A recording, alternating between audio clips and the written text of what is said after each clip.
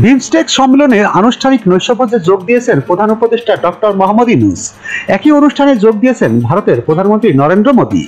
বৃহস্পতিবার সন্ধ্যায় থাইল্যান্ডের ব্যাংককের একটি হোটেলে নৈশভোজের টেবিলে তাদের দুজনকে এক টেবিলে পাশাপাশি বসতে দেখা গেছে।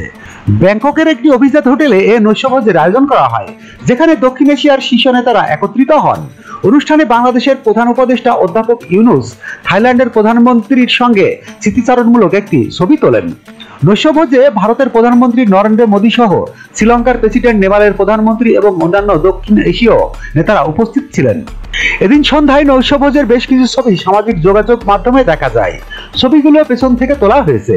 কিছুটা দূর থেকে তোলা ছবিগুলো পোস্ট করেছেন প্রধান উপদেষ্টার প্রেস সচিব শফিকুল আলম। ছবিগুলো পোস্ট করে ক্যাপশনে লিখেছেন, ব্যাংককে বিমস্টেকের অফিসিয়াল ডিনার। দুদিনের সফরে থাইল্যান্ড গিয়েছেন প্রধান উপদেষ্টা। বিমস্টেক সম্মেলনে যোগ দিতে ব্যাংককে অবস্থান করছেন তিনি।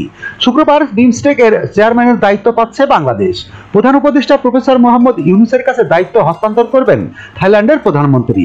এছাড়া সম্মেলনের সাইডলাইনে ভারতের প্রধানমন্ত্রী নরেন্দ্র মোদীর সঙ্গে বৈঠকের কথাই আলোচনায় আছে, তবে এখন পর্যন্ত আনুষ্ঠানিকভাবে কেউ কিছু নিশ্চিত করেনি।